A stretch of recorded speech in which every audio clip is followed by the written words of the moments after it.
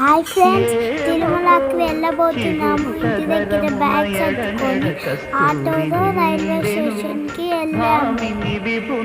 9కి రావాల్సిన ట్రైన్ 12కి వచ్చింది ఫ్రెండ్స్. ముందుగానే రిజర్వేషన్ చేయించుకున్నాం కాబట్టి ట్రైన్లో పడుకొని లేచేసరికి తిరుమలలో ఉన్నాము.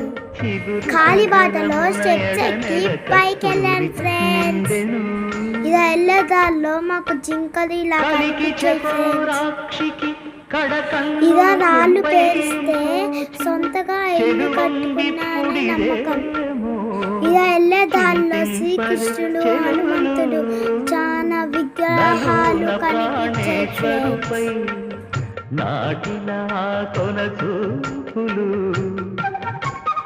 ఆడ పెద్ద పెద్ద కొమ్ములతో నాకు దుప్పి కనిపించింది ఫ్రెండ్స్. ఇక్కడ ఒక లుక్ ఏంది, మన జాతి జీవోట్టుంది. కొండపై నుంచి కిందకి చూస్తే వ్యూ చాలా అందంగా కనిపించింది ఫ్రెండ్స్. మోకాల పర్వతాన్ని మోకాలతో ఎక్కి ముందుకి కదిలాను ఫ్రెండ్స్. ఇలా ఎంతో భక్తితో 3550 స్టెప్స్ కంప్లీట్ చేశాను ఫ్రెండ్స్.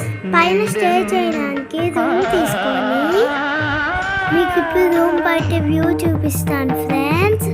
చూడండి, ఇదిగోండి ఫ్రెండ్స్, ఇదంతా వ్యూ చూడండి ఎంత బాగుందో. అలా కొంచెం సేపు రెస్ట్ తీసుకొని ఫ్రెష్ అయ్యి దర్శనానికి బయలుదేరాము. దర్శనం అయిపోయాక లడ్డు కౌంటర్ దగ్గర ఇలా అగరబత్తులు తీసుకున్నాం. మీరు కూడా ట్రై చేయండి, చాలా బాగుంటుంది. అంతా అయిపోయాక ఇలా రిటర్న్ బస్ ఎక్కి ఇంటికి వచ్చేసాం. దర్శనానికి కంపార్ట్మెంట్లోకి వెళ్ళినాక 5 hours వెయిట్ చేసినాక ఫీవర్, వామిటింగ్స్ స్టార్ట్ అయినాయి. బాగా డల్ అయిపోయాను. అందుకే 108లో అశ్విని హాస్పిటల్కి తీసుకెళ్లారు. అక్కడ నాకు బాగా ట్రీట్మెంట్ చేసి మళ్ళీ తిరిగి తీసుకొచ్చి కంపార్ట్మెంట్లో వదిలిపెట్టారు. దర్శనం అయిపోయి బయటకు వచ్చేటప్పుడు బాగా రష్ ఉండడం మా అమ్మ తప్పిపోయింది. తర్వాత ఎప్పటికో కలుసుకున్నాం. ఇలా మా తిరుపతి జర్నీలో ఎన్నో అడ్వెంచర్స్ చేశాను.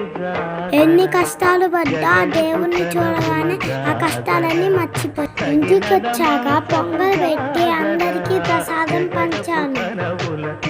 తిరుమల కొండపై నుంచి తిరిగి వస్తుంటే బాధగా అనిపించింది ఫ్రెండ్స్. మళ్ళీ ఆయన దగ్గరికి వెళ్ళాలని ఉంది. ఆశీస్సులు ఎప్పుడూ మనందరి పైన ఉన్నారని కోరుకుంటూ